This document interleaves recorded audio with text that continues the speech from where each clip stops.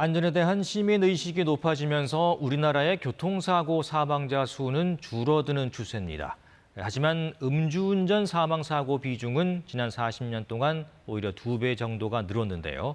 미국, 일본과 비교하면 정반대 상황입니다. 대책은 없는 건지 손서영 기자가 짚어봤습니다. 집중호우가 쏟아지던 지난 13일 밤, 사고 현장을 통제하는 경찰 사이로 반 이상 부서진 차량이 보입니다. 탑승자였던 50대 가장은 끝내 숨졌습니다. 혈중 알코올 농도 0.184%, 면허 취소 수준의 음주운전자가 낸 사고였습니다. 완전 완파가 될 정도였어요. 그래서 술 먹고 운전을 안 해야지라는 했지 이렇게 될 줄 몰랐던 거죠. 내가 피해자가 될 줄은.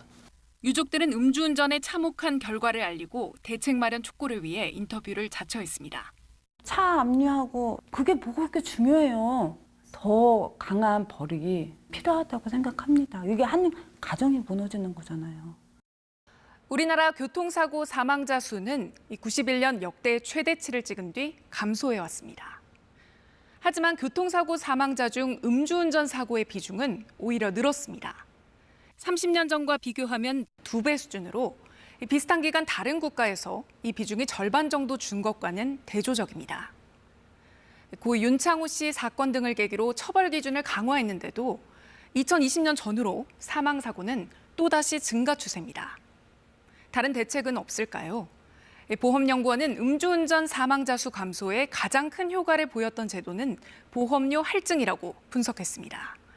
실제로 미국 일부 주에서는 2배 반 가까이 보험료가 오르기도 하는데요. 이런 경제적 불이익이 강력한 효과를 냈다고 합니다. 우리나라에서도 음주운전 사고자에 대해 보험료를 10에서 20% 할증하기 시작한 2007년부터 약 2년 정도는 감소 효과가 있었습니다. 이렇다 보니 음주 적발만으로도 할증하거나 음주운전 이력이 쌓이면 보험 가입을 아예 막자는 제안도 나옵니다. 음주 사고를 냈거나 음주운전을 했을 때 내가 잘못하면 치러야 되는 비용이 더 늘어났다. 피부로 와닿는 게 그 효과가 그나마 음주 사고를 좀 줄이지 않았을까. 보험료 인상 합리화를 위한 보험업계의 주장이란 비판적 시각도 있지만 음주운전 피해 후유증이 두드러지는 요즘 보험을 활용한 대안을 고려하자는 목소리도 설득력을 얻고 있습니다. KBS 뉴스 손서영입니다.